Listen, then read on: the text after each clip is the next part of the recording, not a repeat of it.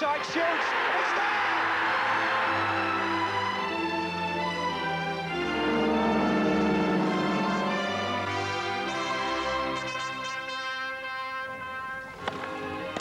That's it. He's done it.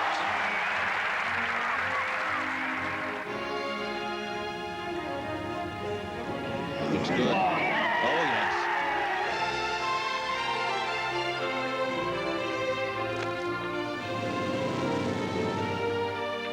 He's done it. And the world champion, the European champion, the Commonwealth champion, majestically comes striding away. Welcome to BBC's Sports Review. Tonight we recall the moments that made the sporting year of 1985.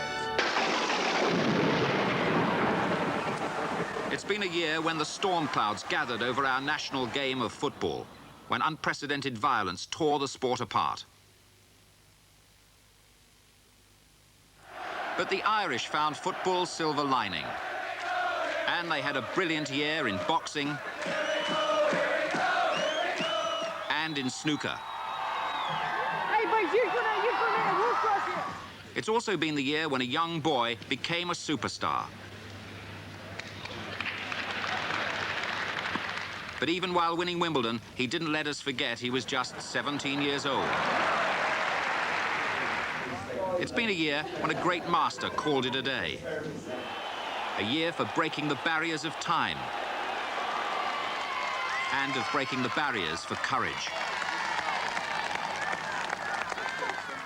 We've seen style in 1985 and gritty determination. And we've had our fun along the way.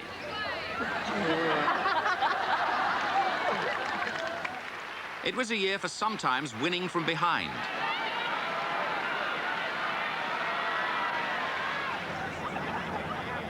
The sporting rabbits among us even had their day. Way! God. And nice guys did come first. And it's been a year for man's mastery over machine. Although sometimes the machine got the better of the man.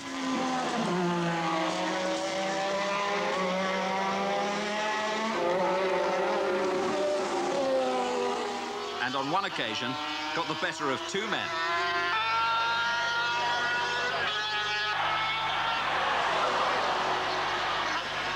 But we're happy to be able to say that Steve Webster and his sidecar passenger Tony Hewitt, who went for that unscheduled dip, are with us tonight, and both happily in one piece.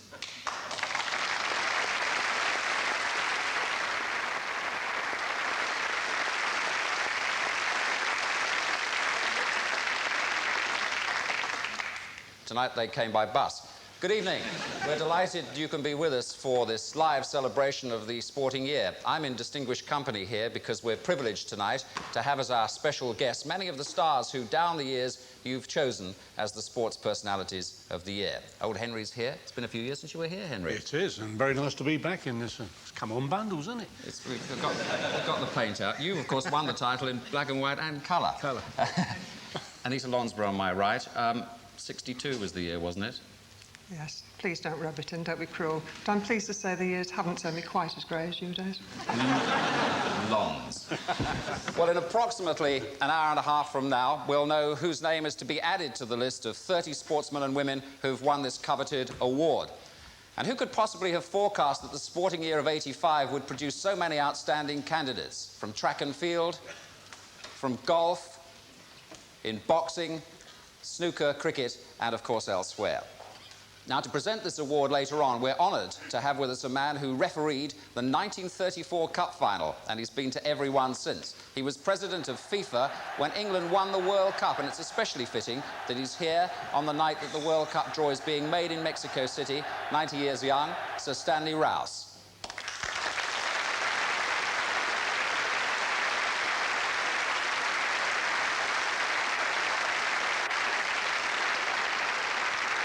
I've just got news of that draw from Mexico City, and it is that England will play Poland, Morocco and Portugal in their qualifying group in Monterey, and that's the site with the lowest altitude but the greatest heat. And it seems that Scotland, well, they could have problems because they're going to play West Germany, Denmark and Uruguay in Querétaro, and Northern Ireland will meet Brazil, Algeria and Spain in Guadalajara. And we'll have some reaction on the draw from Mexico later on. We have two other presentations to make tonight, to the Outstanding Overseas Personality of 1985 and to the Team of the Year. But at this point, we begin our roundup of individual sports. And we start with athletics, where British competitors, you could say, have had a track and field day, from our senior stars to gold medal juniors. Now, 30 years ago, when this programme was in its infancy, athletics was still, on the surface anyway, amateur. Today, athletes can be paid, events can be sponsored, commercialism is a legitimate part of the sport. But it's brought with it a whole new set of problems. One event, above all, managed to produce a magical mixture of past and present. The London Marathon, where the front-running stars race for huge prizes, while behind them, thousands of men and women run for the sheer love of it, or indeed to raise money for those less fortunate than themselves. A world record number, over 17,000 started, but two men dominated an epic race. A trip tourists enjoy through the capital city, but which Steve Jones, the Welshman from Newport Harriers, made in record time, beating Charlie Spedding, the Gateshead man who'd won 12 months before. Ingrid Christensen of Norway set a new world best in the women's race. But in the comparative comfort of indoors, Britain's Todd Bennett was also making history. Todd Bennett on his way to goal, surely.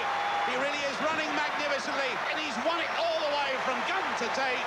45.56. That is a new world indoor record. No matter where you live, though, Steve Cram was the athlete of the season, and his first world record came in a race we'll remember when the record's forgotten. And Cram battling away in front, and a weaker is coming on the near side. Cram responds again, but the Moroccan can feel he might get there.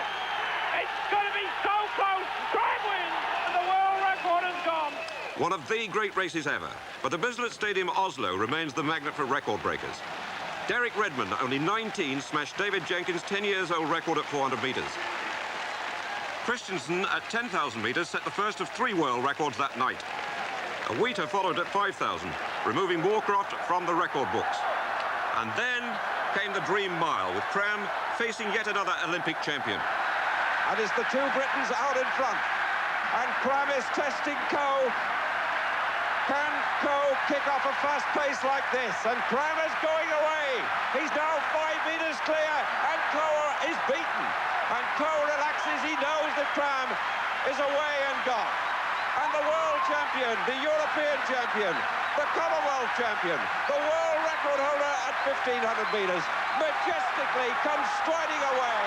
This time, is it to crack the world record? Yes, it is. 2 world records in 11 days, and next a race with no opposition in sight in Budapest, and John Walker's 2,000 metres time the target. 4:51 to beat, and it's beginning to hurt. And the crowd do all they can. He's going to be very close, but will he do it? He'd done it. 3 world records in 20 days. Meanwhile, Zola Budd started the season with a devastating win in the World Cross Country Championship. But on the track, she looked a novice. And it was the money making headlines, not the running. But the teenager has exceptional talent and started to come good in the European Cup final. 200 to go now, and Zaitsever moving up at the outside, the crowd encouraging. Bruns has made no move, but the little girl is hanging on. Entering the straight now, and the crowd rising to this. Bud is still going the short way. Zaitsever on the near side, and Bud is responding. Zaitsever tries hard, and Bud finds some speed at last, and she is going to win an astonishing race. A new British record for Zola Budd. That was world class, and so too was John Herbert in Moscow.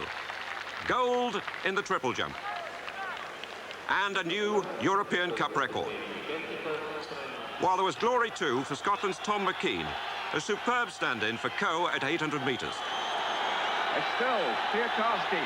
McKean in second place, and he's still chasing. And the Russian is third. And McKean looks round, looking very strong, and he's coming away to win it. McKean of Clyde Valley wins this for Great Britain. The sweetness of a hard-won victory. Steve Cram is no stranger to winning European Cup gold. Days later, though, he watched at home as a Wheater took his 1,500 metres world record. Wheater, the second fastest bowler in history, the second fastest 1,500 man in history, now trying to become the number one. 50 metres left. The time to beat, 3:29.67. It's very, very close indeed. Yes, he's done it. A marvellous run by a supreme athlete. But the woman athlete of the year was the unbeatable Mary Decker-Slaney. And don't forget the world record, 4:17.44 is Puich's, and the race is on 50 yards from the line, and Decker's going to take it. Decker's courage comes through, and Decker's going to take it by 3 yards. Puicha second, Zolabad third. That is remarkable because it's a new world record. Out for Zolabad, 4:17.6 for a new Commonwealth and United Kingdom record. Steve Cram was also in Zurich that night, and yet another Olympic champion was in trouble. Can Cram do it from here? Cruz is fighting hard. Cram is looking smooth, and Cram battling his way through, and Cram beats the Olympic champion. So Cram, as well as 3 world records, beat the Olympic champions at 800, 1,500 and 5,000 metres. What a season for Steve Cram. Well, Steve, you couldn't have hoped for much better than that in '85. Not much better, no. It was a shame that it had to end in Zurich, so I would have liked to have run the last 2 or 3 races of the season, but yeah, marvellous, yeah. Can you select one as being the most outstanding for you personally, the most satisfactory? It's always difficult, you know, people always ask you that right through your career, but probably Nice was a little bit special because it was my first world record and, you know, a good race as well. Oslo was important for me because this fellow was there, but no, I think Nice probably because, you know, like I say, because it was the first one. Mm-hmm. You've been considered a sort of race winner and not a record breaker up until this year, so was that particularly satisfactory to sort of change that? Well, maybe this year's the first time I've been really good enough to break the records. I've tried in the past, I've come close. You know, and, obviously I still consider the winning races as an important thing. There's no point in breaking world records if I mean, in that race in Nice, let's say, for instance, Awita broke the existing world record, we finished second. So obviously it's much more important to think about winning a race, and if the records come, then that's a bonus. Now, all the hard work for middle distance runners is done in the winter, so that means no Sunderland, no golf, and no beer for you, I suppose. I think you've got me wrong. I'm going to change things a little bit. I'm considering going to Hollywood as well. Are you? If Daley Thompson and Ian Botham can go, I think we'll go and do a remake of The Good, the Bad and the Ugly, I think. Which one are you going to be? Well, Daley and I are worried about who's good and the bad. We know who's the ugly one. What about next year? Commonwealth Games, the European Championship coming up. 1,500 metres, or will you have a crack at doubling up, do you think? Well, it depends how fit I am. Seb's listening carefully.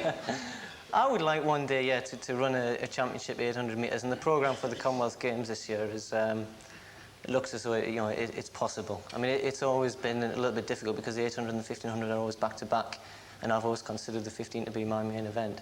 But if things go well during the summer, then I'll certainly think about it in the Commonwealth Games. Well, you've been having a marvellous series over the last couple of years with this man that you've been referring to, Seb Coe, of course. I think it's fair to say that 84 was your year, Seb, and you'd concede that 85 was Steve's. Marginal. Marginal, all right. What do you see as your prospects for 86? People keep talking about you moving up to 5,000. I want to run some fives, seriously, but I think almost certainly 1,500 metres will be the championship distance next season.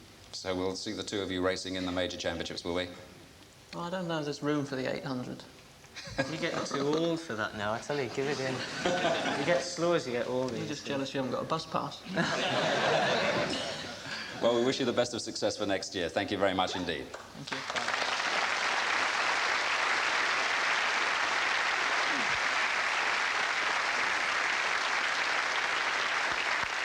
you. In In 1985, rugby union remained the last bastion of amateurism in major sport. But now, with a World Cup series around the corner, there are those who fear that may not be the case for much longer. There were also the worries of increasing violence in the game, the problem of whether to play in South Africa, and right at the end of the year, the loss of one of the game's major stars to the professional code. However, all was not gloom and despondency. Far from it. The Five Nations Championship once again provided stirring entertainment. For the third time in 4 years, it was Ireland's championship title, with new coach Mick Doyle transforming a wooden spoon into a stylish triple crown. Dean on the loop, beautifully out to Mullen. A brilliant score here for England again. He must make it. That was a great try. McCoy out to Dean. Mullin, Kiernan, McNeil, Crossan is in. What a try! For the recalled captain Kieran Fitzgerald, ultimate satisfaction, as the whole of Ireland celebrated a first win in Cardiff for 18 years. Elsewhere, there were less satisfying moments to reflect upon. Patrick Esteve's extra steps scuppered France's Grand Slam hopes, but did wonders for the Entente Cordiale. And a failure to take easy chances like this, again on offer against England, were also part of Scotland's problems, as the previous champions fell from grace and lost out all round. Though it has to be said, England in their turn were also to err on the side of charity by offering a helping hand to Welsh opponents. And if English pride was once again dented in Cardiff, in Wellington, New Zealand, 2 months later, it was a case of all-black plunder and pillage as England suffered their worst ever Test match defeat. It showed just how much work is required by the home countries over the next 18 months before the leading nations meet in the first ever World Cup in 1987. Rugby League's 50th Challenge Cup final at Wembley between Hull and Wigan was considered the best ever. It produced a record 10 tries and 52 points and breathtaking entertainment. Beautiful ball from Kenny, which puts Stevenson in space with Gill outside him. He's only got Kendall, the fullback, to beat. He's got the strength, he's got the speed, and he's beaten him. Oh, as good a try as we'll see. The final score, 28-24. Wigan claiming the trophy for the 7th time. Later in the year, national pride was at stake as Great Britain took on the powerful Kiwis, rated the world's best team. The first test went to the New Zealanders narrowly, but in the second, Great Britain were convincing winners. Oh, lovely dummy from Pinner. He split them all wide. He's got Hanley with him. Scorpion, he's going in for his 4th try. Yes! 4 tries in a test match against New Zealand. So, team morale was high for the deciding test at Leeds. It was always likely to be close. At times, it was over-physical. And in the end, with only seconds to spare, it was down to substitute Lee Crooks to save the day. Everything hinges on this kick. He lost it. Oh, it's a magnificent kick!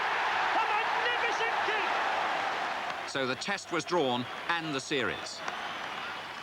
The world of horse racing in many ways reached the end of an era. We had to say goodbye to one of the sport's longest-serving and most successful jockeys, Joe Mercer, who retired. And so too did the man who may well be the greatest flat race jockey of all time, Lester Piggott, who right up to his final ride commanded the affection of the racing public. Good luck, Lester. You ought to get a knighthood. After 38 glorious years, it was an emotional goodbye to the greatest. Full choke from Fort Rupert, challenging strongly, but well inside the final furlong. It's going to be Lester Piggott on his last day's riding with the winner at the line. Full choke at the winner. The reception could have been for one of his 29 classic wins. Comanche Run in the Phoenix Champion Stakes was Leicester's farewell to Ireland, another emotional odyssey. But American Steve Crawford was again champion, while top trainer Henry Cecil became the first to win £1 million. At Epsom, Cawthon and Cecil combined to win their first ever derby. Slip Anchor is going to win the derby. It's Slip Anchor. Slip Anchor has won the derby by 10 lengths. A dream come true for owner-breeder Lord Howard de Walden. But neither Slip Anchor nor Comanche Run was any match for the filly Pebbles in the Champion Stakes. Written by Pat Edery, Pebbles cruised while her millionaire rivals were flat out. Seldom has a major race been won in more spectacular style, a triumph that made Pebbles Horse of the Year. It completed a remarkable fortnight for Edery, central figure in the controversy of the Arc de Triomphe, riding Rainbow Quest. And Rainbow Quest is dug out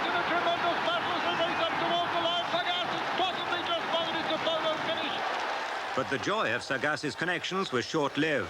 Edry objected for bumping in the last furlong, and the head-on camera gave the French stewards no option but to disqualify Sagass. Memories of the Grand National were revived by Richard Pitman, without the shattering sensation of actually falling at the first. One that did was Hello Dandy. While joint favourite West Tip crashed out at Beechers, leaving Mr. Snugfit clear. But the cruel quarter-mile to the line yet again changed the race.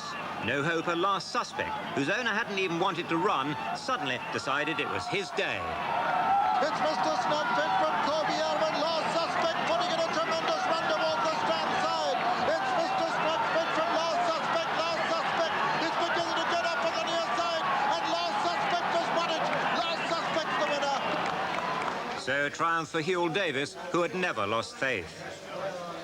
Last-minute lameness kept the champion Borough Hill lad away from the Gold Cup and left the race wide open at the last fence.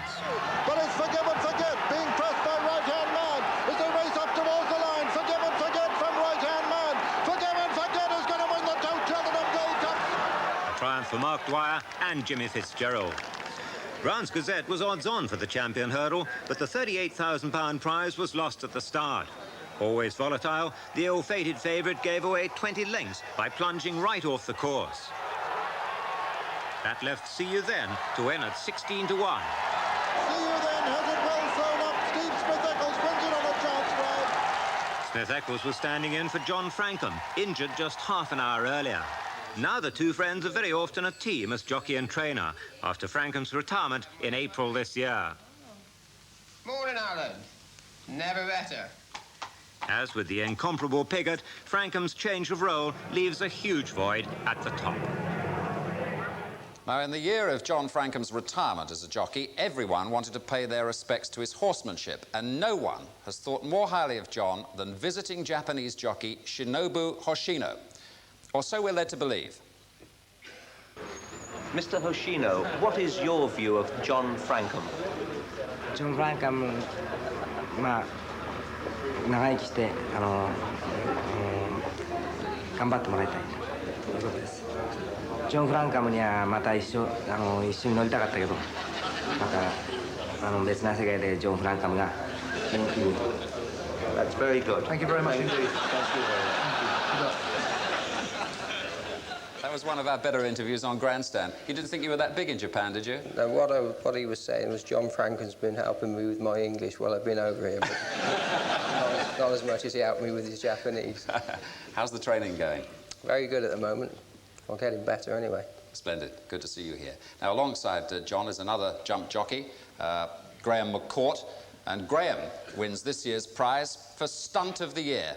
Top marks, Graham, for degree of difficulty. Now, tell us what happened here. This was at Wincanton, wasn't it? Yes, it was. I meet the fence quite well, but as you can see, he doesn't do an awful lot at it. You've never quite had a fall like that, and I'm sure you don't want one again. No, those are the spare rides you can do without. We were just a fraction disappointed that you didn't stay on the horse. Yeah. There was just a chance when I landed with both my feet on his quarters, and I could have put one leg either side, but I thought the time was to get off. Good to see you here. Well, now we move on to snooker, and back in 1966, I can tell you that there was 1 hour, 28 minutes and 20 seconds of the sport on your BBC screens in the whole year. That was before colour television, of course, in the days of, well, a black ball, a white ball, and a heck of a lot of greys. This last year, there's been 261 hours, 15 minutes, and apparently 1 second of snooker on BBC television. And each time there's a big tournament on, it seems the whole nation takes on a sort of pasty-faced look from a surfeit of tense late nights. Well, in the wee small hours of our mornings, Steve Davis has remained the man most difficult to beat. Another clutch of major titles for him this year. But back in April, a new world champion was crowned. More than 18 million of us, forsaking all thought of sleep, shared the dramatic final moments. Steve Davis versus Dennis Taylor at the Crucible, with Davis going for his 4th world title. From the start, on the first of the 2 days, he could do little wrong, winning frame after frame. As for Taylor, he couldn't bear to watch the agony of it all. But from 8-0 down, the Irishman somehow levelled at 11 all and 15 all.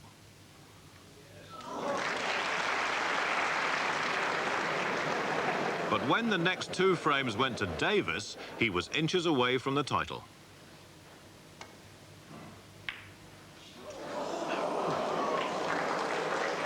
Steve, I'm sure, should have got that one. The tension of the 2 days had got to the champion. Taylor levelled again at 17 all, but in the final frame, he was behind once more.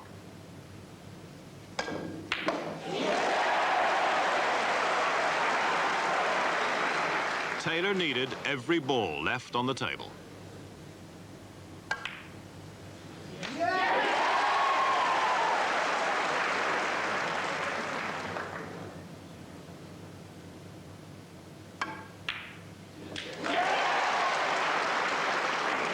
The final frame, the final black.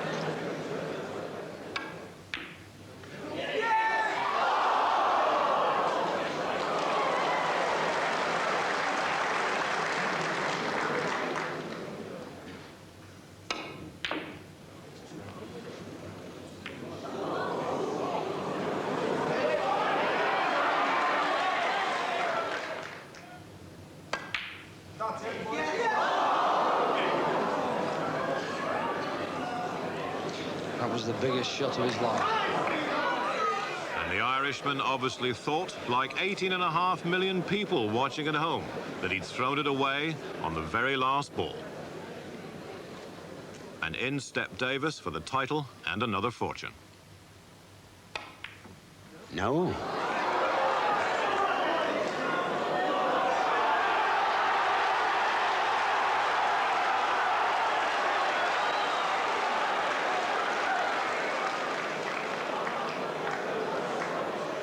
This is really unbelievable.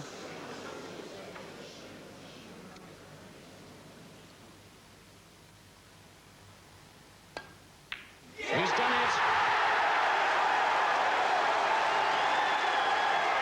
Dennis Taylor, for the first time, becomes world snooker champion, 1985. 20 minutes past midnight, the difference between losing and winning never more obvious. Dennis Taylor had won the most remarkable snooker match ever to become champion of the world. Dennis, I swear when you were watching that again just now, you seemed to breathe a sigh of relief there when Steve overcut the black again. Every time I watch it, I keep thinking I'm going to miss the black. One of these. It really is still amazing. I mean, it's still nerve-wracking, isn't it, even watching it all these months later? Well, we've played, what, half a season sort of already, and still people come up and say congratulations, and you're trying to figure out which tournament it's for, and they still remember the World Championships. And it is remarkable because we get all ages, from 5-year-olds right up to, at the UK Championship 2 weeks ago, there was a woman come to the snooker there live, 103 years of age. So it's amazing, you know. How much has it changed your life, apart from the public adulation? Well, I've been much more busier since I joined up with Barry Hearn, but I seem to be coping okay with it. I'm away from home a little bit more than I would like to be, but I'll get that sorted out in the new year, I think. You mentioned your new manager. Of course, you're now a stablemate of Steve Davis, well, aren't you? That's right. We joined up with the matchroom team, but it's a little bit like the golfers. You know, they're all, a lot of them are with Mark McCormick, so it's getting a little bit that way in snooker, and Barry Hearn does the best job. Yeah? How do you personally get along with Steve?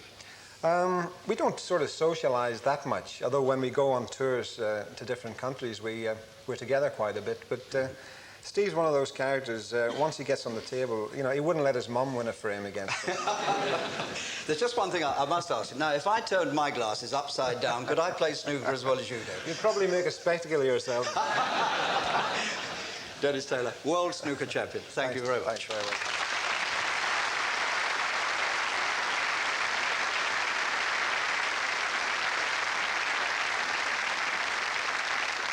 Well, in boxing, 1985 has been something of a vintage year when Britain could once again boast a world champion.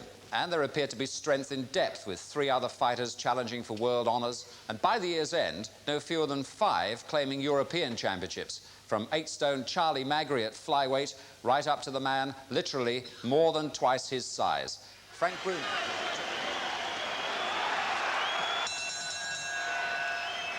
And this crowd sensing that Bruno could be on the edge of victory here. He's got him again with the right and a second one, and he's down. Right at the start of the fourth round, 10 seconds in. Is he going to beat the county? I don't think he is. He's not coming up, and Bruno is the European champion, and he's made his mark in the world. Mark Kaylor and Errol Christie made their mark in a regrettable way by brawling on the street before their fight. Thankfully, the fight itself at Wembley was memorable, with an early shock for one of them. And over goes Christie in the opening 30 seconds. But in that first round, Christie hit back. And this time, Kaylor goes over. Delayed action, right hand got him, so they've been down once apiece. In the eighth, Kaylor had the last word. Taylor's got him, he's got him, and this must surely be the end. Kaylor has won the grudge battle. And seems quite keen to celebrate.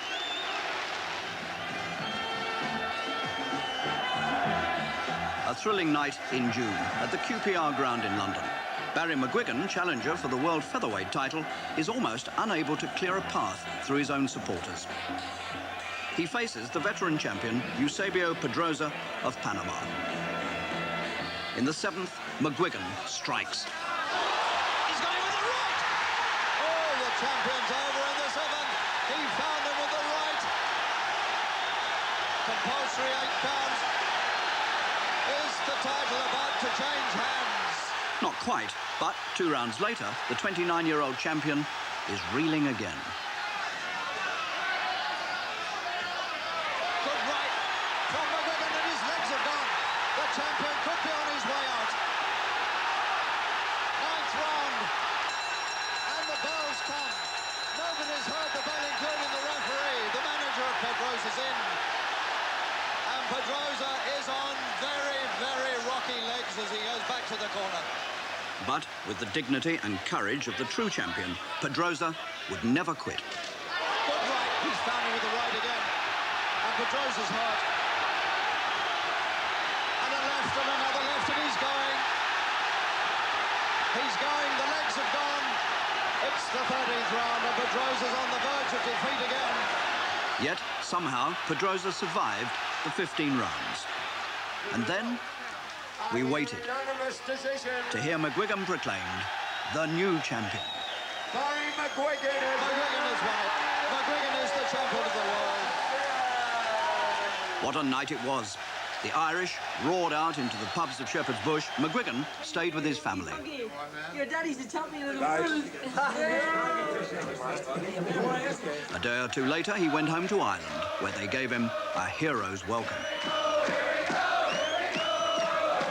But in September, he was back in the ring at the King's Hall in Belfast, the arena where he climbed to fame. He was defending his new title against 28-year-old Bernard Taylor of America, a man who'd never lost a professional fight, at least not until McGuigan got at him in the 8th round. And Taylor looks like a desperate man in his corner. He's shaking his head. And they're throwing it in. They're throwing the towel in. Taylor doesn't want to go on. Boxer of the Year, of course. McGuigan might yet prove to be Britain's Boxer of the Century.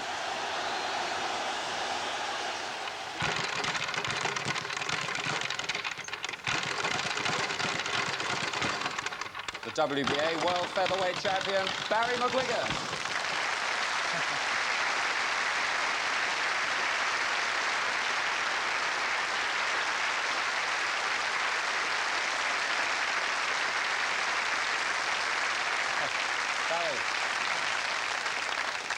I know you like to keep training, but this is ridiculous. Going back to that marvellous night in June, you seemed so composed at the end of it. What sort of went through your mind immediately after winning the world title? Well, I was a wee bit confused because everybody was jumping in and screaming, and there was no decision made at that stage. And of course, knowing the way these decisions can go, and the fact that Pedrosa was still there at the end of the fight, I was in two minds whether I'd won or not, of course. Was there doubt in your mind? Well, there was doubt. There's always doubt, of course, until the decision is announced. But I was delighted, of course, then when it was announced. It was really overwhelming. He was a good champion, wasn't he? Because you thought you had him on a couple of occasions. I thought I had him 3 times. After the knockdown the 7th, I knew I didn't have him because I watched his eyes when he got up, and I rushed over at him and I paused a second, and he was still very composed, so I knew I hadn't got him. But I thought I had him in the 9th, and I belted away at him and I didn't hear the bell, and you can sure that it must have said that was the right get, like hitting him after the bell, but I didn't hear anything, and I just tried to finish him, and then the referee ran out and his cornerman ran out, and I realised that it was over. But I didn't think that he would come out for the 10th round. And then when he came out, I said, Jesus, when's this guy coming to stay down, you know? So I just kept batting away at him, and you know, he was a great champion, fantastic champion. What's it meant to you becoming world champion? Well, it's meant a great deal. It's what I wanted to do, is to become the world champion. But I feel now that I have a lot more to offer the people. I feel that I'm fighting at a different level of fighting now. I feel that I can get better, and I feel I can win at least another title at the higher division of 9 stone 4. You move up a weight, but your next fight's arranged, isn't it? Sosa of Argentina. My next fight's arranged against Fernando Sosa from Argentina, number 4 in the WBC, and number 4 in the WBA and number 2 in the WBC. And he's from Argentina, 48 fights and only lost 3, so I'm up against it in a big way. Just one word about this man, Azuma Nelson. We keep hearing about him, that he reckons he's the best featherweight around. Yeah, he's a great fighter, great champion, and big puncher. Dangerous, but he keeps saying that I'm a woman. I don't appreciate that. I wait for another 12 months. I feel that we need another 12 months for the fight to materialise properly, and he has to fulfil his contract, and so do I with But it might happen. It will happen in a couple of months. Right. I'd imagine 12 months. Just now you were sitting next to Big Frank over here. Frank, come on out here and say hello to us. Good to see you.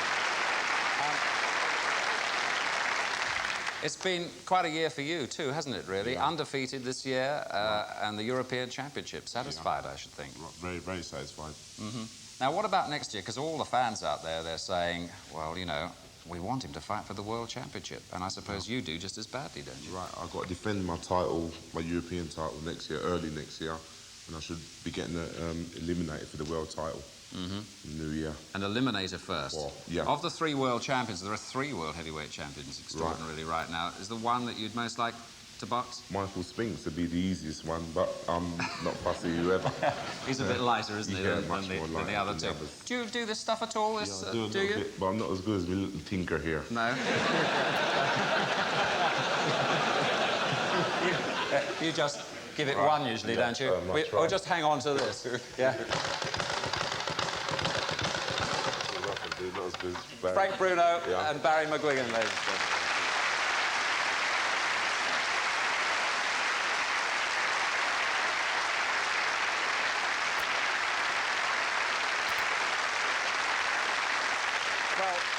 Barry McGuigan and, of course, snooker's Dennis Taylor are not Britain's only world champions of the year. In over 1,500 hours of televised sport on BBC in '85, we've witnessed others who can now proudly claim to be the best in the world. In the once pubman's pastime, the world crown went again to Eric Bristow. For the match, double 16. Champion for the 4th time. And he very nearly went out in round 1. The more gentle but nonetheless skillful sport of indoor bowls found a new man. And there he's got it. The final couldn't have been closer, nor the man from Swansea more delighted. Terry Sullivan became the sport's first Welsh world champion. Another first went to Ray Edmonds, on cue billiard style. A bird's-eye view saw success in Austria. Plenty of hanging about for our gliders. The team title went our way, and so for the first time did the individual, to a Brighton civil engineering graduate, John Pendry. The legs do a deal more than just balance in this sport. And shapely as they go, over 2,000 metres, Lynn Clark and Beryl Crockford made rowing history. Our girls had never struck gold before. Richard Fox had twice, by clearing everything else. And on the white water of Augsburg, he took his 3rd world title on the paddle.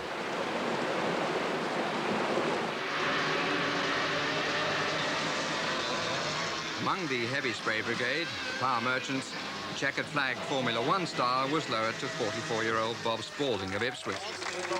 Very well done.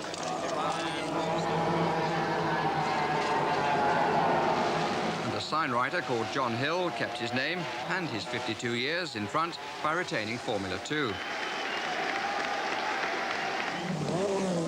On the track, a long-cherished dream came true for Derek Bell when he won the endurance title for sports cars in partnership with a German, Hans Stuck, and a Porsche. On other circuits, Ulsterman dominated. Ormond Christie, hot rod champion, Brian Reed, Formula 2 TT. And here, for the 4th year, Joey Dunlop from Ballymoney at Formula 1. Motocross found a British world champion too. At 500cc, Dave Thorpe from Wokingham. The champagne this time, presumably kept for the showers. Thank you. And alongside those world champions, we welcome from the sport of rackets, Willie Boone and Randall Crawley, from powerlifting, Eddie Pengali, from board sailing, Ben Oakley. And while we're on the water, how about the success of our yachtsmen this year? We're delighted to have with us tonight no fewer than 8 world champions from that sport alone. Our squash girls came home with the World Championship from Dublin. And we're particularly pleased that powerboat world champion Bob Spalding could join us despite his recent horrific accident in Spain. We're glad to see you on the mend, Bob. Ladies and gentlemen, let's applaud these British sportsmen and women and many others who became world champions in 1985.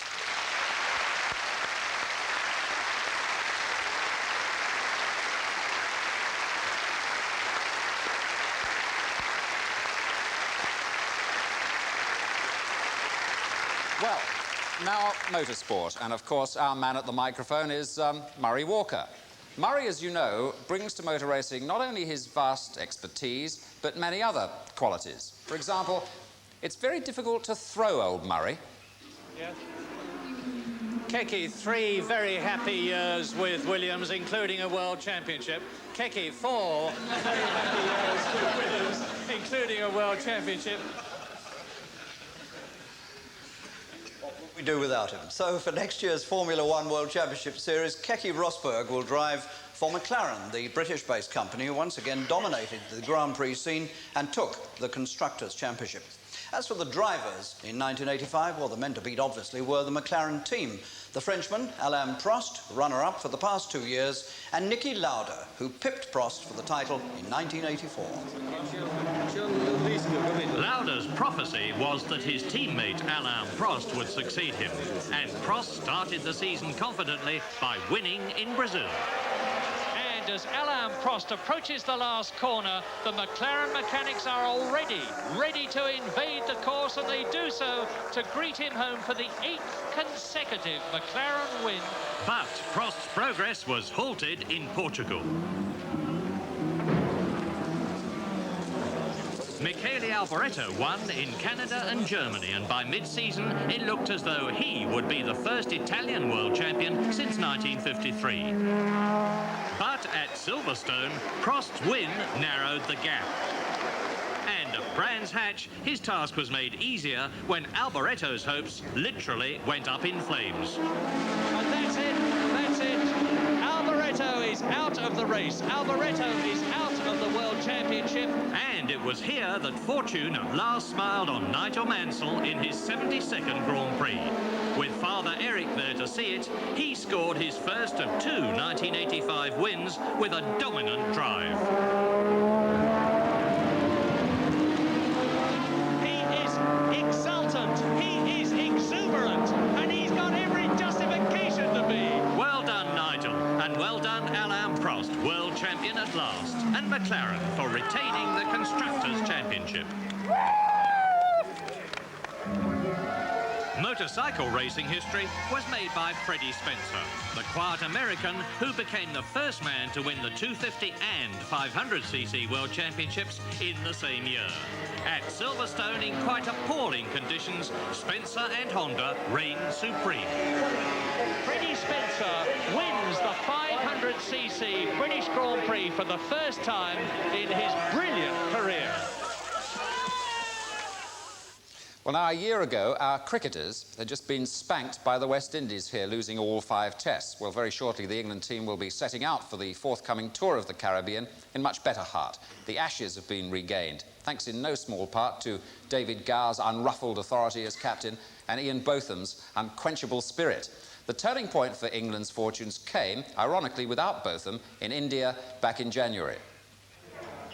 England became the first team ever to win a series in India after losing the first test, a triumph for Gower, and Graham Gooch's return to the fold after his South African ban strengthened the team further.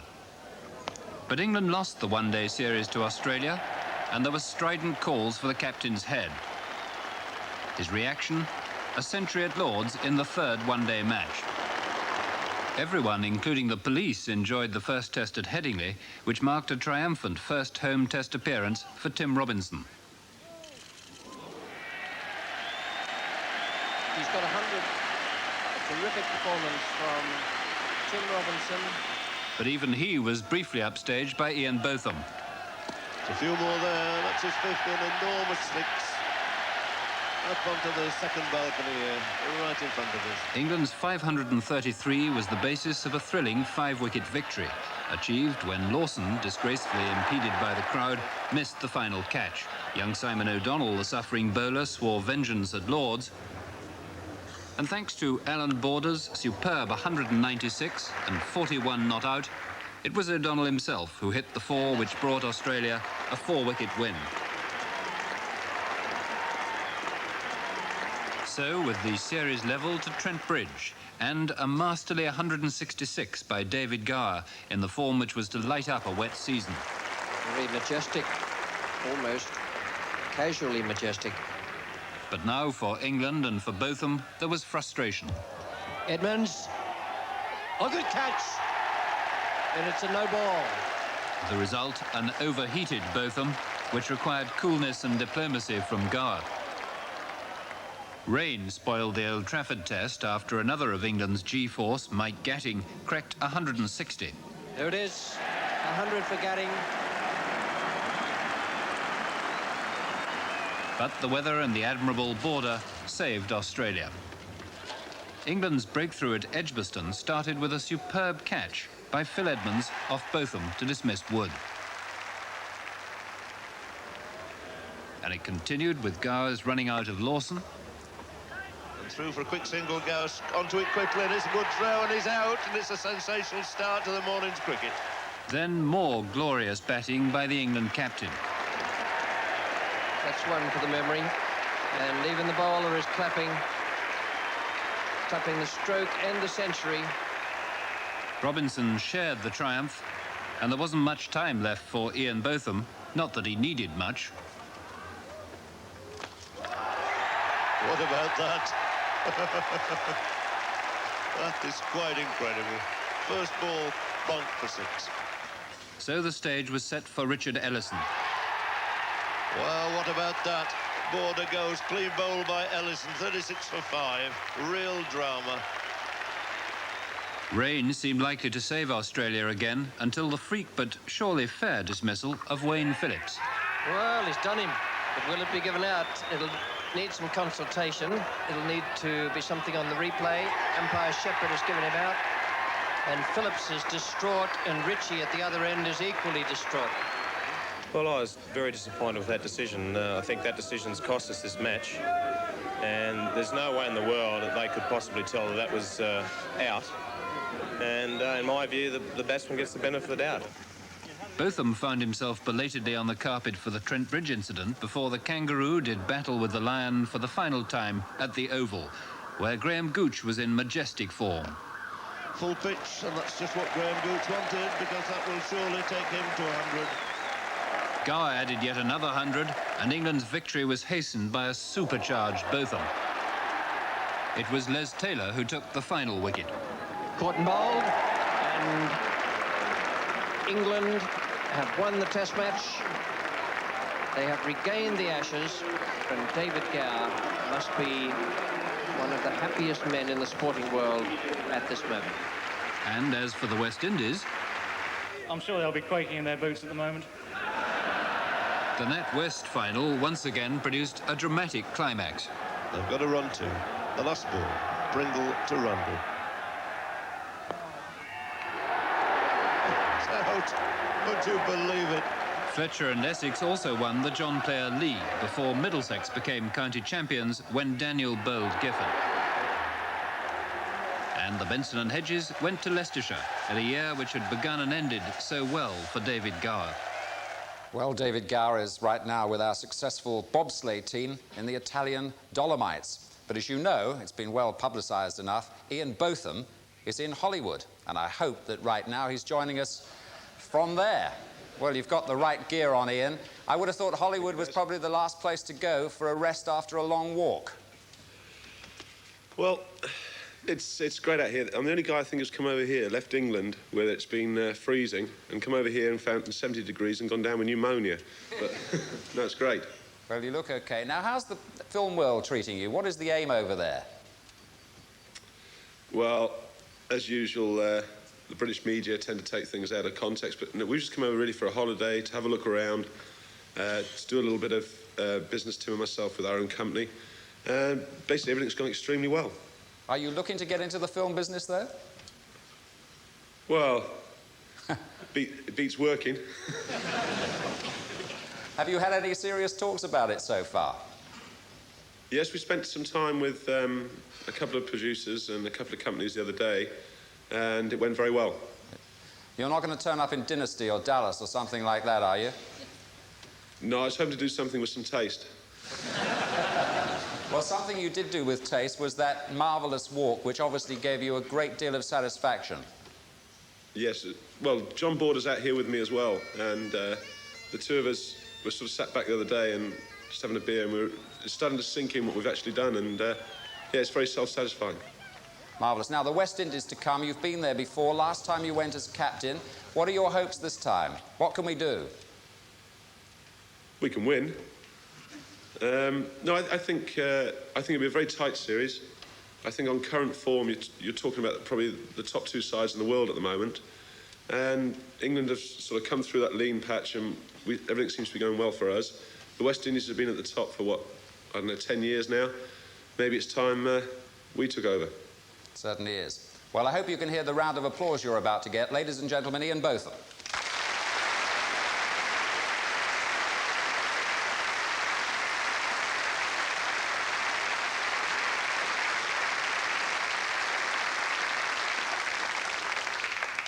Well, now, this time last year on this programme, we were saluting John McEnroe's domination of men's tennis. Had we checked at the time, we'd have found that a young man who just celebrated his 17th birthday was then ranked 110th in the world and was only ranked 8th in Germany, Boris Becker. Who could possibly have foreseen what he was to achieve in the next 7 months? His must be one of the most remarkable sports stories of all time. However, certain things, at Wimbledon at least, remained entirely predictable.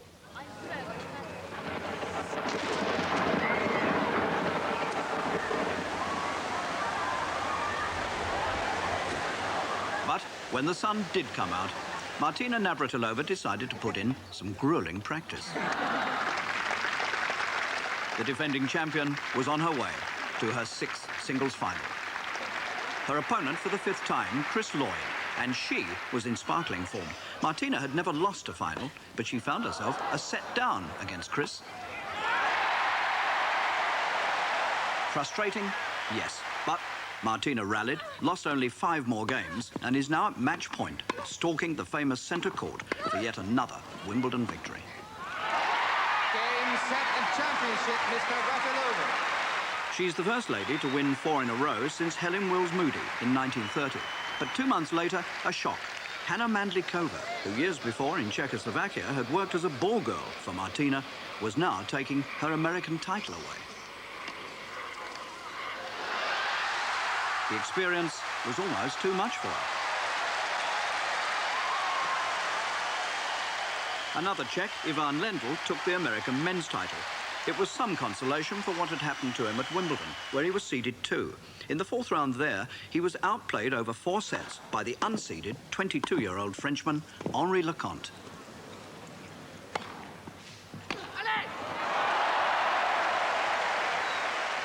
Another Wimbledon failure, defending champion John McEnroe, who went out in the quarter-finals to Kevin Curran. In fact, down and out.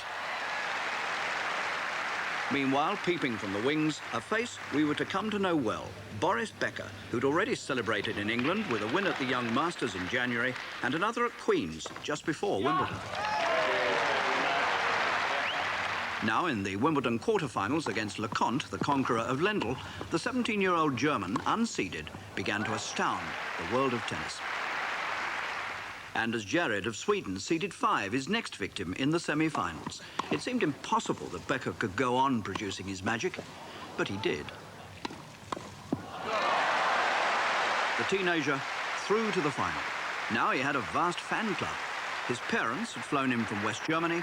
The only man who could stop him now, Kevin Curran. But there was no stopping him. If Boris Becker had any centre court nerves in this amazing final, he didn't show them.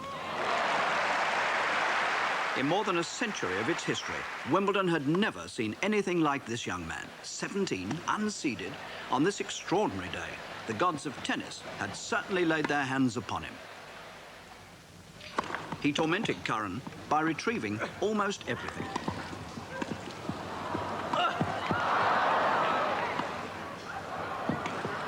And when the number 8 seed did have his chance, he couldn't take it. And who before had ever been this relaxed in a Wimbledon final?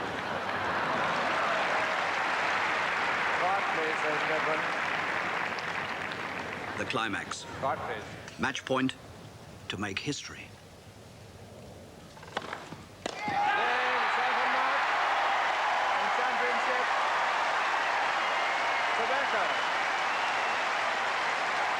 The youngest and the first unseeded player to win Wimbledon. And now from Munich, where he's preparing for his country's Davis Cup final against Sweden, we welcome the young man himself, Boris Becker.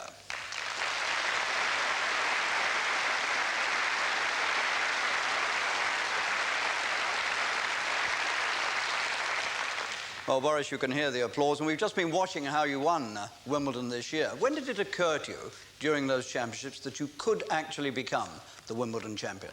After the last point. Yeah. There must have been some time during the championships when you began to think, my word, I might be able to do this.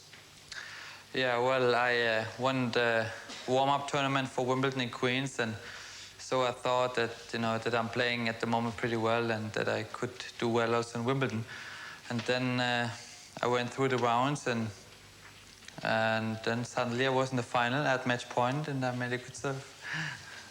Now, it's obvious that since you've won Wimbledon, you've become the young man that everybody wants to shoot down. You've become the man they all gun for. Is that right? Yeah, that's so. I mean, before Wimbledon, I was the one who wants to beat guys like McEnroe or Lendl, you know, and now I think I'm the one who the guys want to beat. Right. You've only just turned 18. I mean, you're still a very young man. Do you find the pressures now of being the Wimbledon champion, have they been very difficult for you? So, you know, the first month after the victory, I was a little bit confused about all the public and media, but, you know, now I got used to it.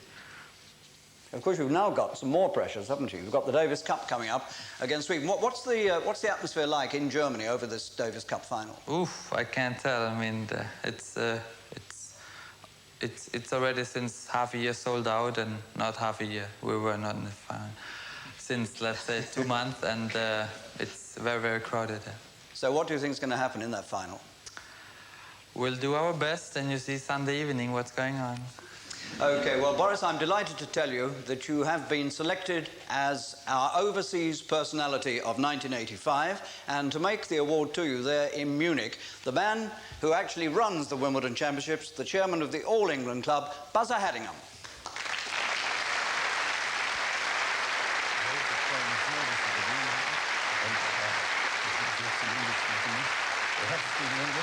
Boris, I do congratulate you and very happy to present you with this Overseas Sports Personality of the Year award from BBC TV. Thank you very much. Thank you.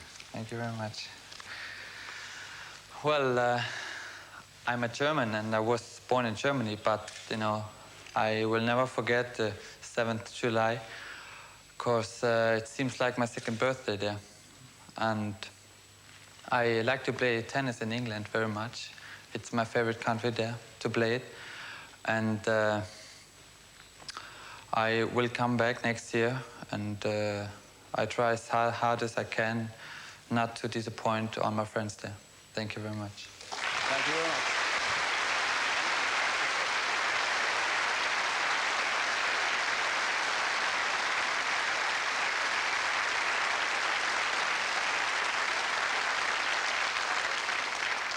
Boris, thank you very much indeed for joining us, and good luck next year.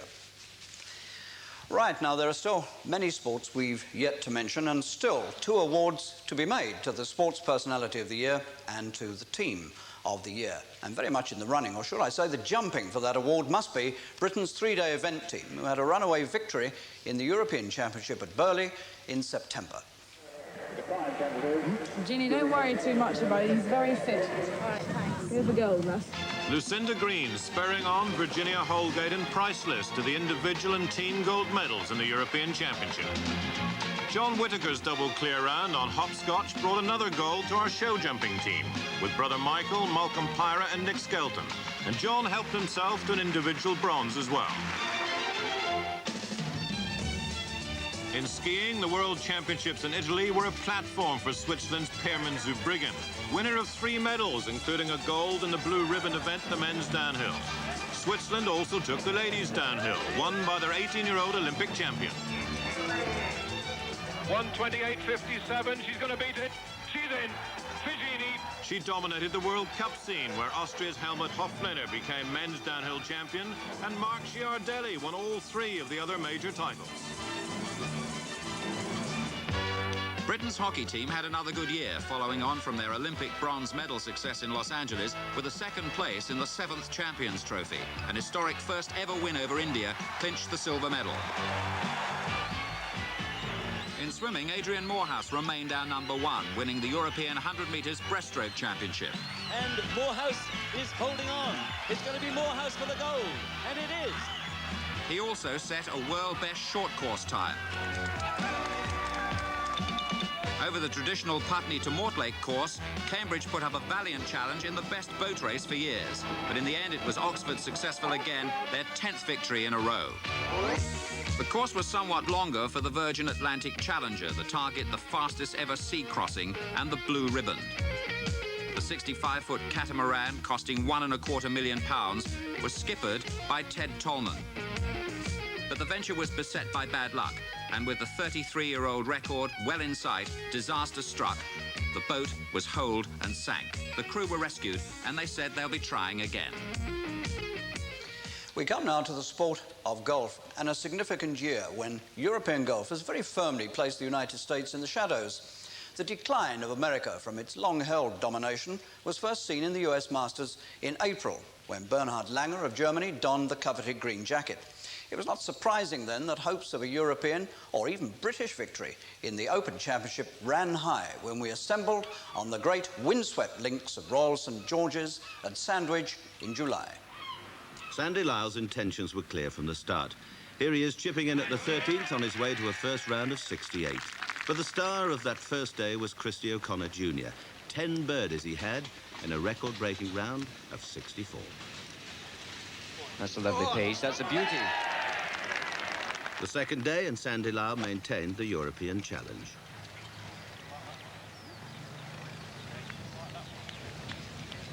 A beautiful stroke.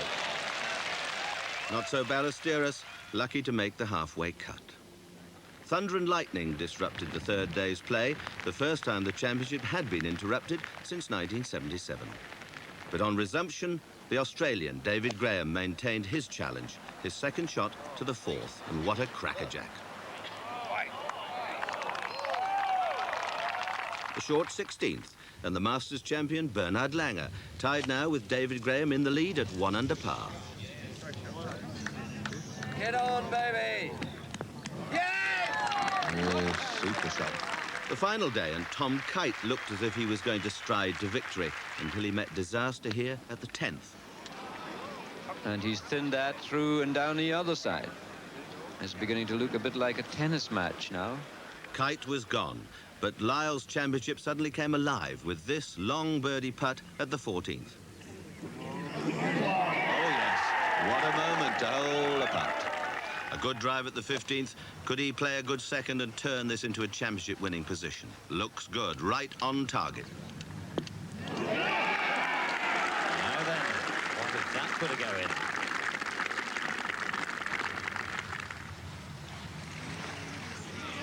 Yes, 2 birdies in a row from Lyle. Now, can he keep it all together? He gets to the 18th, but for a moment, all the attention's up at the green.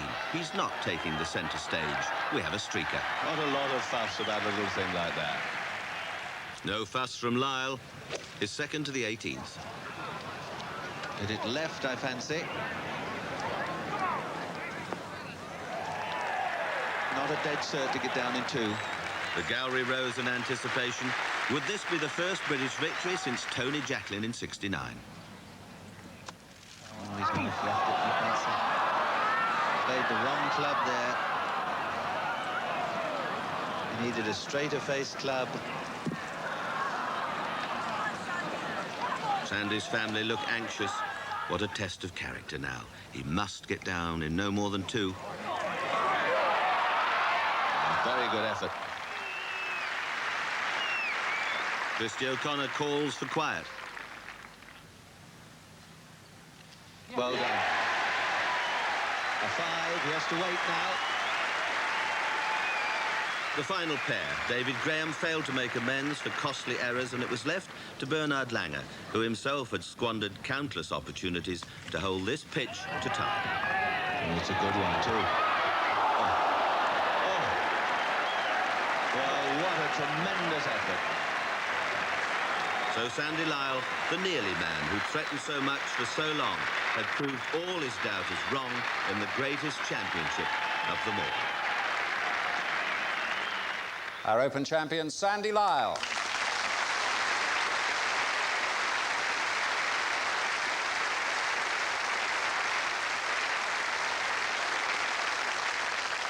Sandy, first of all, do you know a Mrs. Joyce True of Mount Hill Road in Bristol? Yes, my mother-in-law.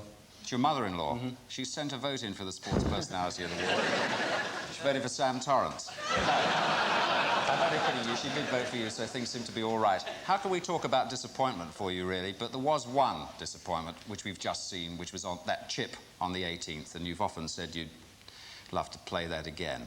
Now, we've done a strange thing, really, at Royal St George's, because you know that patch of grass that you took the chip, it was pretty difficult, wasn't it? I certainly do, You had yeah. a deep lie. Well, we've dug it out. And the captain of Royal St George's, that's not him, has put that piece of turf in the boot of his car, driven it up here today, and it's here. Yeah. Don't know about the exact same blade of grass. Now, be no use just having that here without a hole, would it, to have another turn? Right. So we've got that, the green as well. My God. So we're going to provide you with a little challenge once again. It's got the same contours, it's all been measured exactly. And can I just walk up here with me, if you see. Hate to remind you, really, but we measured it out. A bit foggy in my mind at the moment. That's where the ball landed. And this, Sandy, is where it ended up. So, would you have another little go? Oh, by the way, just to make the gallery a little more interesting for you, we thought we'd get your fellow Ryder Cup team members around the green, chaps, just to give it a...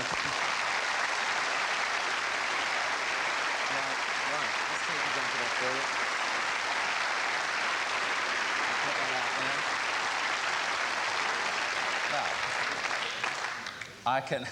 Jacqueline's giving you away. I can be your caddy, I think. Sandwich, please. Sandwich. That's the, yeah. One with a black shaft. One with the, yeah. Thank you. Right. In the middle of the grass here. Oh, dear. Keep still, caddy, thank you. Oh, sorry. Unattended. I'm more nervous now than I was before. Don't shank it now. This. Oh, that's a good one. Hold up.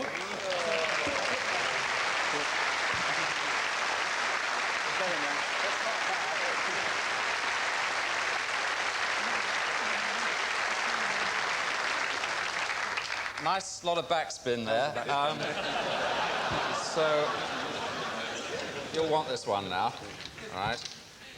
This win by 3 shots. I think the line is sort of probably this side a little bit, Sam. Okay, thank you. Bit grainy. Look at that. No problem. Thank you.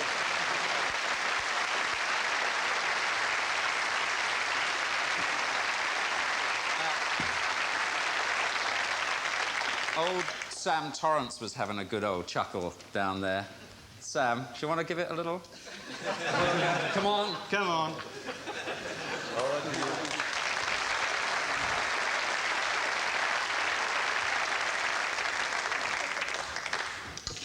Did you put him up to this? He thought you'd be interested in having a go, that's all. There you go.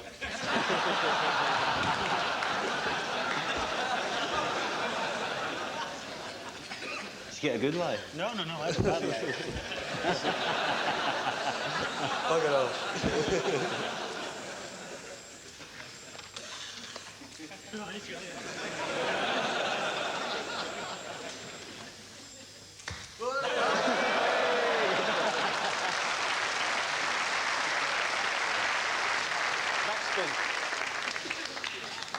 An Irish ball. You're going to give it another go? No, you are. No, certainly not. Out of the question, we must move on. Well, of course, Sandy's Open victory wasn't the only great occasion for this year. Along with all the boys, he was able to deprive the Americans of the Ryder Cup for the first time in almost 30 years. Back in September, everyone, it seems, went bats at the Belfry. The European team was the strongest ever assembled, with this celebrated trio in their midst. The first day saw a battle for supremacy on the par 4 10th. Some were conservative, some were bold. That could be good. And nonchalantly reaches in the bag for the putter. But the Americans weren't rattled, and inspired by Lanny Wadkins, finished the first day with a lead of 4.5 points to 3.5, a familiar position. Howard Clark's fighting reputation reached new heights on the second morning, this long putt for a birdie at the 15th. Clark set his putt much more to the right. We have a Highland jig on the green. But it was a tiny putt, missed by Craig Stadler, that had far greater impact. Well,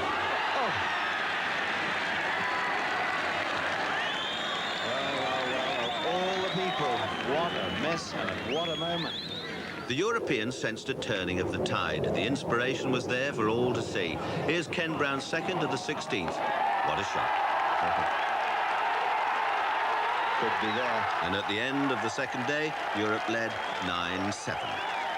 And for once, the American captain Lee Trevino was silent. And certainly when Manuel Pinheiro eased out the dangerous Watkins, the writing seemed to be on the wall.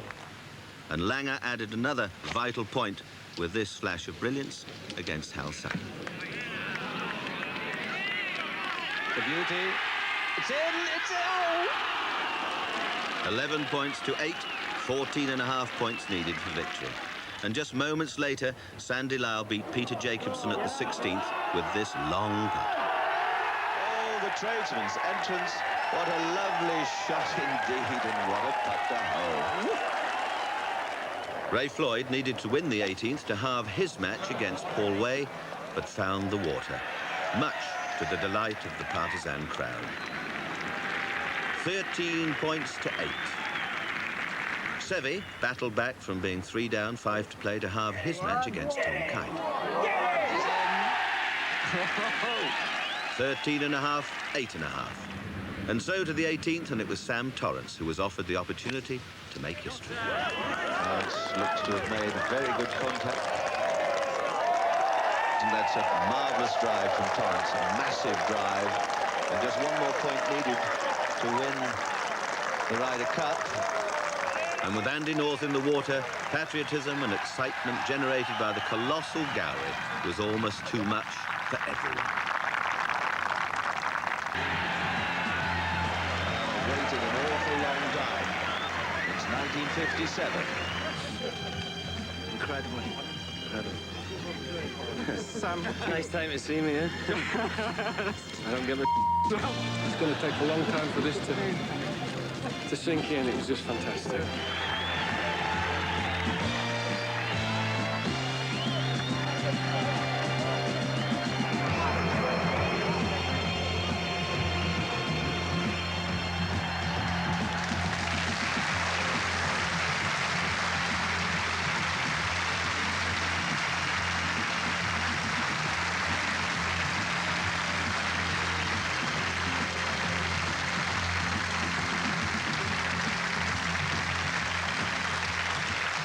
Gentlemen, very well done. Tony, that was some emotional day, wasn't it? It really was.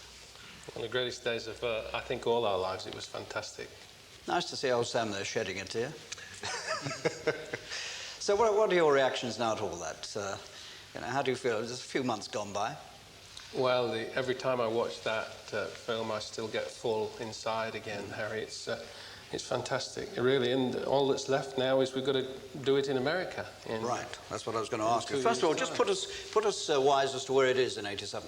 Well, it's at Muirfield Village, near Columbus, Ohio, and Jack Nicklaus is the captain of that American team, and it's around September again, so we've got 2 years to enjoy what we did at the Belfry, certainly, but also to think about what we have to do there. What sort of course is it at Muirfield Village? Is it, how would it approximate to a British course? Well, it's a very American golf course, although I've never played it, been there. It's a very American golf course, and I can assure you, knowing them, that the greens will be like glass, probably the fastest greens we'll ever see or we'll ever put on, because, of course, it's their prerogative to make the golf course as they want it, and I'm sure they'll make it as much unlike what we would like, if you know what I mean. But in '83, you see, in America, you came very close to winning it then. Well, we did. It's so very close. Now, I think what really happened at the Belfry was we managed to keep that momentum going. It was 2 years, and we all got together there at the Belfry with a couple of new faces, and that momentum was still there, and that team spirit was still there, which was so marvellous, and well, everybody knows. Gentlemen, it's a delight to see you all here. Thank you all for coming, and I'm absolutely overjoyed to tell you that you have been voted the Team of the Year. And to make the presentation to you, we have none other than the grand old man of British golf, 3 times Open champion and a former Ryder Cup player, himself, of course. Will you please welcome Henry Cotton.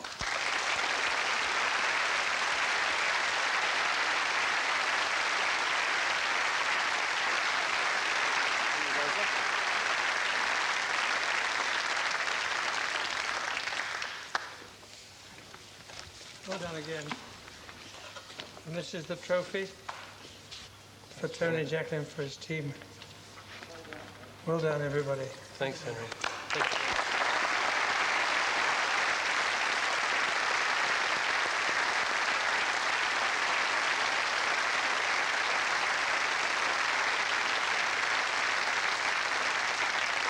Thanks, Henry. We're now getting close to the moment when we'll be able to reveal who's won our major award this evening, the Sports Personality of the Year. But, of course, there's one sport we haven't yet recalled. It's football. Here's Jimmy Hill. Well, it was a sad, sad year for football. We lost an old friend in Jock Stein, one of the most respected men in the game. There was the tragedy of Bradford and the disgrace of Brussels and Birmingham. But some sanity seems to have returned to the terraces, and most managers and players are realising it's the customers that count and are raising the level of entertainment. Yet the enormous popularity of soccer throughout the world underlines its enduring appeal, especially tonight, as we listen to the World Cup draw from Mexico and relish the thought of the games to come. We'll have details in a moment. On the field, though, in 1985, there was reason to rejoice. Whilst no German or French club even reached a European final, the city of Liverpool provided 2 finalists, proving that the strength of the Cannon League is still the envy of Europe, and that those clubs from the north, aye, Aberdeen too, still reign supreme. But one club in particular left the rest behind. Goodison Park witnessed a year befitting its fine heritage, as Everton won their first championship for 15 seasons. They won it decisively, deservedly, and in some style.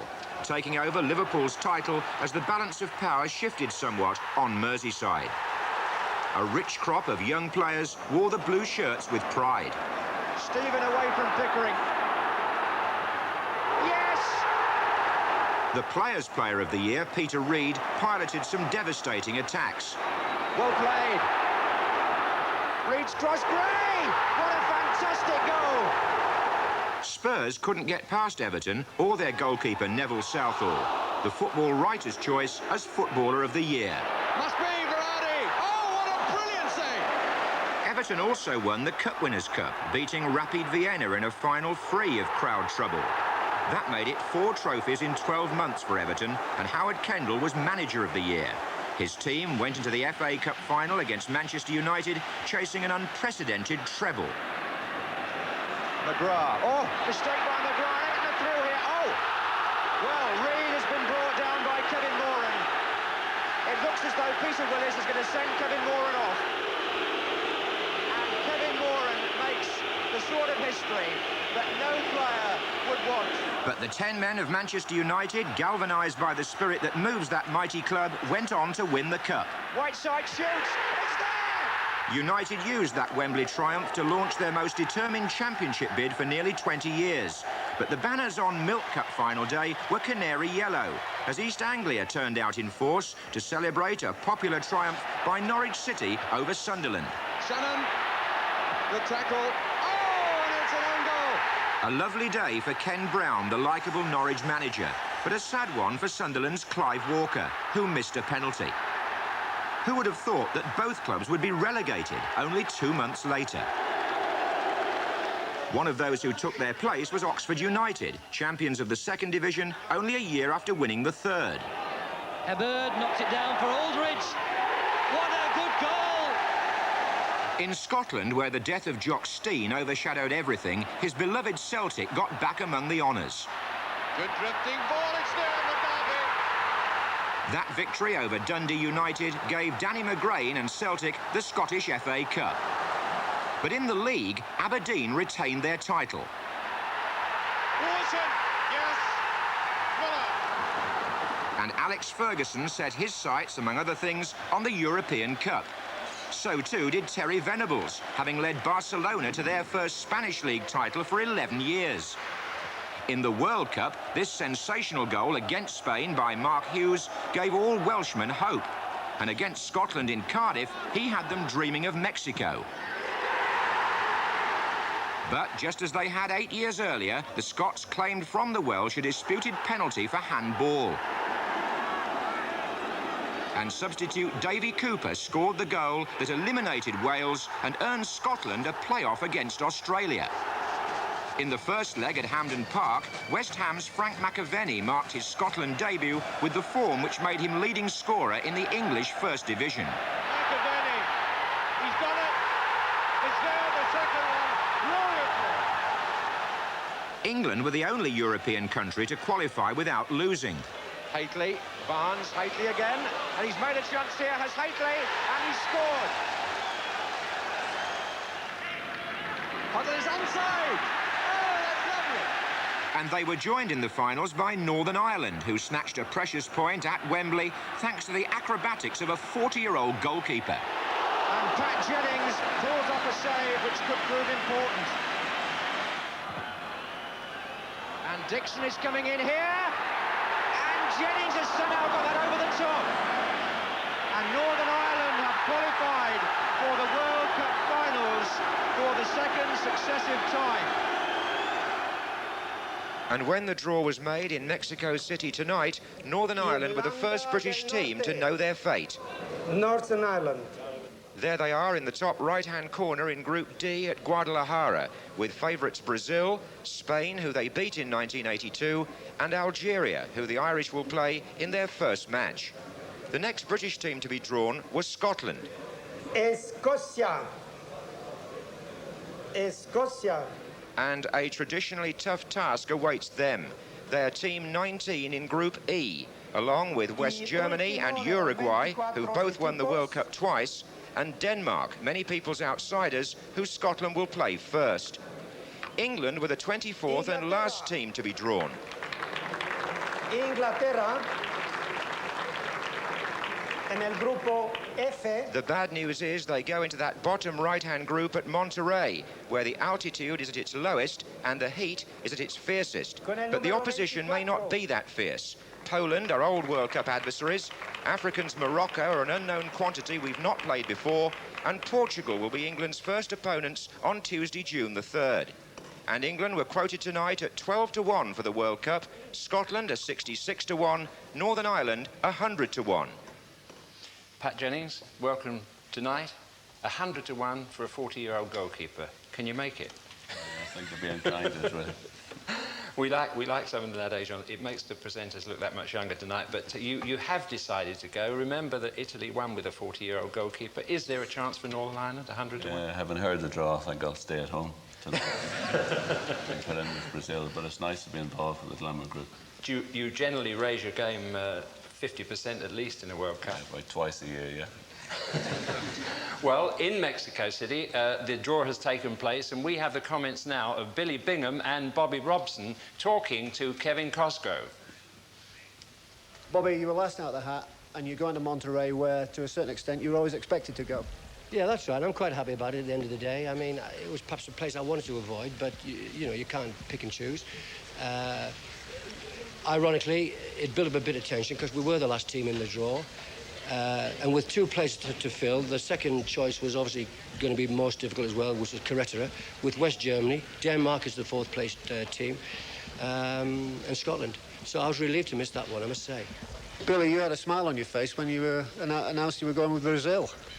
Well, it'd be David and Goliath, won't it? But aside from that, I was smiling because I wanted to play in Guadalajara. It's not difficult to acclimatise in Guadalajara because it's about 5,000 feet. It's one of the lowest points, except for Monterey. It also has a very nice climate of about 70 to 75. So I think we'll be able to play football there. And at the same time, we're playing against Brazil, who would be expected to beat us. But I would remind you that we play Brazil in the third game. So we play Algeria, first of all, and then I think going into that last game with Brazil will give us a chance. Okay. Bobby, what about the teams in your group? Well, I mean, Poland are the seeded team. They've always done well in World Cup football. That's why they were seeded and got that position. I know a bit about them. I know a little bit about Portugal. The unknown team, obviously, is Morocco. I mean, I just haven't seen them play at all. Know nothing about them. So I need to hit that North African scene, I think, and take a look at them quickly. What about you, Bill? What is your preparations going to be now? Well, my preparations will be maybe 17 or 18 days in Albuquerque in New Mexico, which is about 6,500 feet high, and we've got pitches there. So our camp will be there. After we train and play at that height, we will go down to Guadalajara, which will be 5,000 feet. So that'll be a bonus for us. And the preparation will be towards maybe practice matches against teams of similar caliber to Algeria, perhaps Morocco, like Bobby's going to play, maybe even against Portugal, because we have Spain in our group. Okay, Bobby, you've got the problem because you're at the lowest site. Yeah, sure. Well, we need to train for heat acclimatization. There isn't any doubt about that. You know, it's 37 degrees Celsius. That's in the shade. If the England lads are looking tonight, we need to build up the sweat glands and the heat tolerance. So we need to train in Monterey, you know, at that sort of temperature for a little while, as well as, of course, train for altitude as well. So we've got like, you know, the double complex, if you like. But it needs to be done, and we know how to do it. Gentlemen, thanks very much indeed. Well, England, Northern Ireland, what about Scotland? I know the Scots will have some difficulty in believing that I'm not smiling at the moment, but it does seem that their group is the most difficult one of the lot, and I'm not smiling. Alex Ferguson, are you smiling at this moment? Well, it's a difficult draw we've got. I think that all the other groups were glad they didn't get Denmark. I think that makes our group particularly difficult. They are the fourth phase group team. But there are many people's dark horse and possible favourites for the tournament. What do you know about those teams? I mean, you know the West Germans, obviously. Uruguay, are you familiar with them? Well, England played them last year, and they won the South America Cup, beating Brazil and Argentina. So that tells you a lot. As European teams, West Germany and Denmark, West Germany will be organised, they'll be fit. They seem to be going through a bad spell at the moment, but I don't think you bother too much about that because of a great record in the World Cup, and they'll be prepared. Denmark have got all the top players at the moment. who have done exceptionally well. Laudrup and Elka are both playing in Italy. And they're in many people's eyes a big danger to everyone. Northern Ireland seem to be able to produce something more in World Cups. Do you think you'll be able to get that kind of extra effort out of your Scottish lads? Well, the one thing that it may be in our favour is that the other three will be looking upon us as a minnow. And possibly that suits Scotland, that we're not going over there thinking that, as maybe did in Argentina, that they're easy games. I think that you would agree that the three games are difficult for us. But West Germany, Denmark and Uruguay may underestimate us a little, thinking that the dangers come from two of the three of them. Well, I'm sure we all hope that they do, and that you do well, and that England and Northern Ireland do well too. So from all of us in the studio, indeed, all of us at home, good luck to England, Northern Ireland and Scotland in the World Cup. Thank you very much indeed.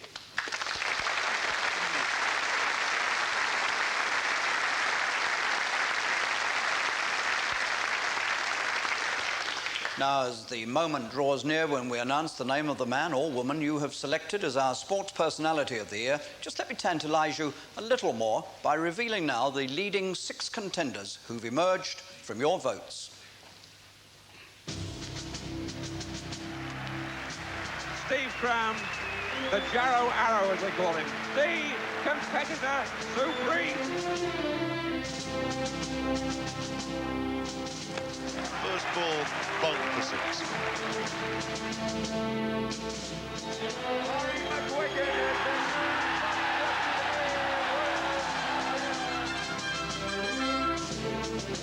Applause to remember. A moment to savour. Very majestic, almost casually majestic.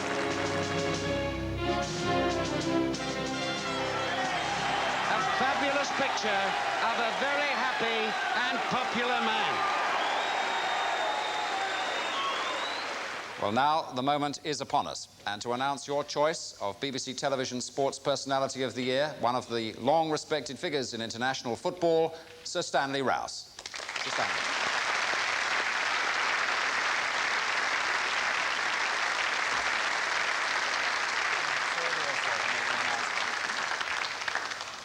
It is now my pleasant duty to announce the 3 winners of the Sportsman of the Year. And in the 3rd place, I'm pleased to announce Mr. Steve Cram.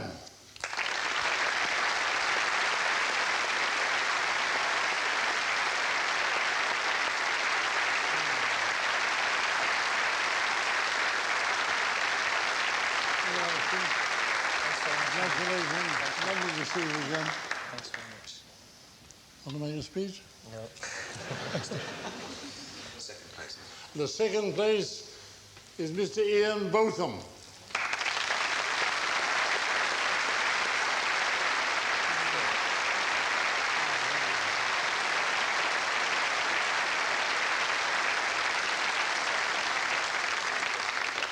And in 3rd place, the winner in 1st place, in the winner, Mr. Barry McCochran.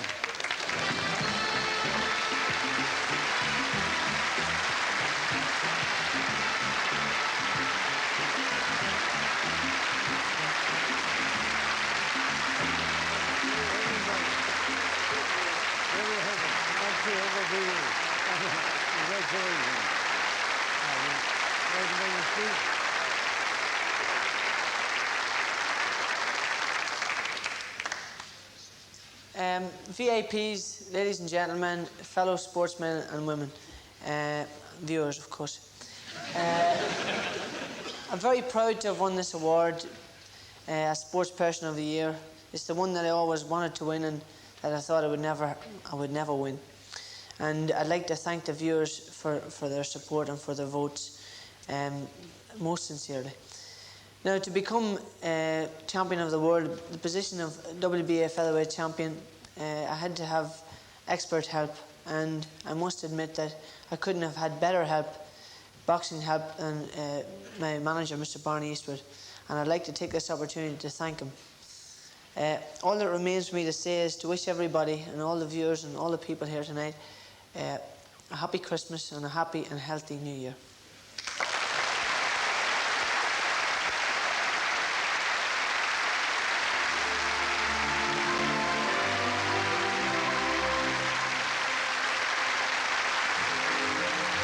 The 1985 BBC Sports personality, Barry McGuigan. From all of us in Television Centre London, good night.